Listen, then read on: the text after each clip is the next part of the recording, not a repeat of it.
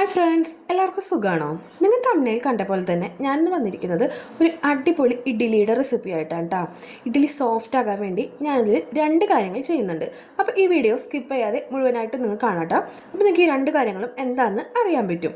അപ്പോൾ നമുക്ക് സമയം കളയാതെ നേരെ വീഡിയോയിലേക്ക് കിടന്നാലോ. അതിന് വേണ്ടിയിട്ട് ഞാനിവിടെ 2 ഗ്ലാസ് അരിക്ക് 1 ഗ്ലാസ് ഉഴുന്ന് എന്ന കണക്കിൽ രാവിലെ അരിയും ഉഴുന്നും കൂടി സോക്ക് ചെയ്യാൻ വെച്ചിട്ടുണ്ടായിരുന്നു കേട്ടോ. ഞാനിവിടെ 2 ഗ്ലാസ് അരിയും 1 ഗ്ലാസ് ഉഴുന്നാട്ടെടുത്തിരിക്കുന്നത്. അപ്പോൾ ഇത് ഒരു 8 മണിയായപ്പോൾ ഞാനതുപോലെ അടിച്ച് ഒരു ചെറിയ കലത്തിലേക്ക് മാറ്റിയിട്ടുണ്ട് കേട്ടോ. മിക്സർ ജാറിൽ നല്ലപോലെ അടിച്ച് ഞാനൊരു കുട്ടി കലത്തിലേക്ക് മാറ്റിയെടുത്തിട്ടുണ്ട് കേട്ടോ. ഇതാ കണ്ടില്ലേ, ഇതുപോലെ മാറ്റിയെടുത്തിട്ടുണ്ട്. ഇനിയാണ് ഞാൻ പറയുന്ന ഒന്നാമത്തെ കാര്യം.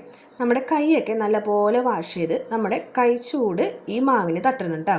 നല്ല പോലെ നമ്മൾ കൈ കൊണ്ട് മിക്സ് ചെയ്ത് കൊടുക്കാം കേട്ടോ. നല്ലപോലെ മിക്സ് ചെയ്ത് കുറച്ച് ഒരു 2 മിനിറ്റ് നമ്മൾ നിർത്താതെ മിക്സ് ചെയ്യണം കേട്ടോ. ഇതുപോലെ ഞാൻ ആക്കിയെടുത്തിട്ടുണ്ട്. ഇനിയാണ് രണ്ടാമത്തെ കാര്യം ഞാൻ പറയുന്നത്. നല്ല എയർ ടൈറ്റ് ആക്കിയിട്ടൊന്ന് അടച്ചിട്ട് നമ്മൾ ഒരു ഇഡ്ഡലി പാത്രത്തിൽ തന്നെ ഞാനിത് ഇറക്കി വെക്കുക കേട്ടോ. ഇഡ്ഡലി ചെമ്പിൽ തന്നെ ഇറക്കി മൂടി വെക്കുക കേട്ടോ. എയർ ടൈറ്റ് ആയിട്ടിരിക്കുക എന്നതാണ് രണ്ടാമത്തെ കാര്യം. അപ്പോൾ ഈ 2 ടിപ്പും നിങ്ങൾ എന്തായാലും ചെയ്തിരിക്കണം കേട്ടോ. എന്നിട്ട് ഞാൻ ഇതുപോലെ അടച്ച് ഒരു ഓവർനൈറ്റ് എടുത്ത് അടച്ചു വെച്ചിട്ടുണ്ട് കേട്ടോ. നേരം വെളുത്തു ഞാനിത് തുറന്ന് നോക്കിയപ്പോൾ ഇതുപോലെ പൊന്തി നിൽക്കുന്നുണ്ട് കേട്ടോ. നിറഞ്ഞ് പോകാറായി നിൽക്കായിരുന്നു കേട്ടോ മാവ്.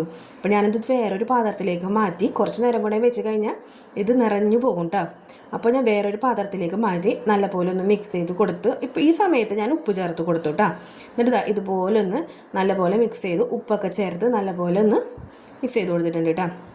അപ്പോൾ ഞാനീ പറയുന്ന 2 ടിപ്പ് നിങ്ങൾ എന്തായാലും ചെയ്തു നോക്കണം കേട്ടോ. ഇനി നമുക്ക് ഇഡ്ഡലി ഒന്ന് ചുട്ടെടുത്താലോ. ഇതുപോലെ ഞാൻ ഇഡ്ഡലി തട്ടിൽ എണ്ണ തടവി ഞാൻ ഒഴിച്ചു കൊടുക്കാം കേട്ടോ. നമ്മളിത് ഒഴിച്ച് കൊടുക്കുമ്പോൾ നിറച്ച് ഒഴിച്ച് കൊടുക്കരുത്. ഒരു 1/4 ഭാഗം ഒഴിച്ച് ബാക്കി ഭാഗം പൊന്താൻ വേണ്ടി നമ്മൾ സ്പേസ് ഇട്ട് കൊടുക്കണം കേട്ടോ. അതുപോലെ നമ്മൾ ഫില്ല് ചെയ്ത് കൊടുക്കാം. ഞാനിപ്പോൾ ഒരു തട്ട് ഫില്ല് ചെയ്ത് കൊടുത്തിട്ടുണ്ട്. ഇതുപോലെ ഒഴിച്ച് എല്ലാതും ഫില്ല് ചെയ്ത് കൊടുത്ത ശേഷം അടുത്ത തട്ടും എടുത്തിട്ട് ഇതുപോലെ തന്നെ ഞാൻ ഫില്ല് ചെയ്ത് കൊടുക്കുന്നുണ്ട് കേട്ടോ.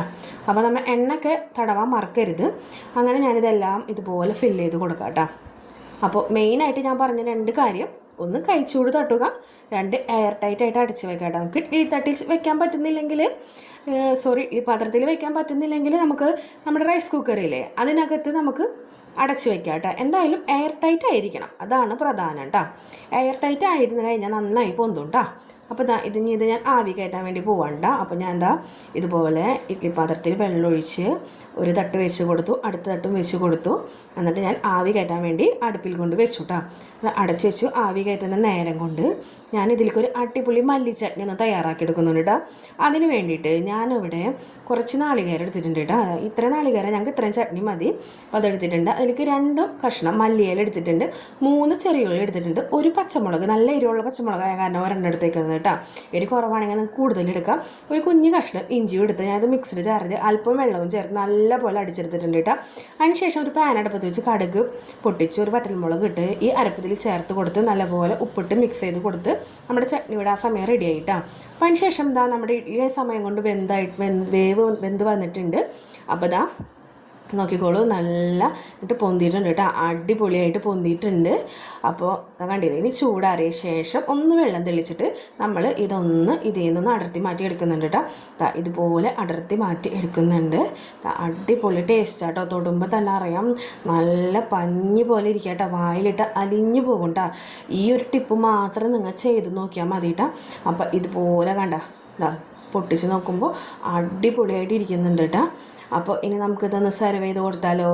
അപ്പോൾ കുട്ടികൾക്കൊക്കെ സെർവ് ചെയ്ത് കൊടുക്കാം. അവർക്ക് ഭയങ്കര ഇഷ്ടമായിട്ട് ഇതുപോലെ അലിഞ്ഞു പോകുന്ന പഞ്ഞി പോലത്തെ ഇഡ്ഡലി കഴിക്കാൻ കേട്ടോ.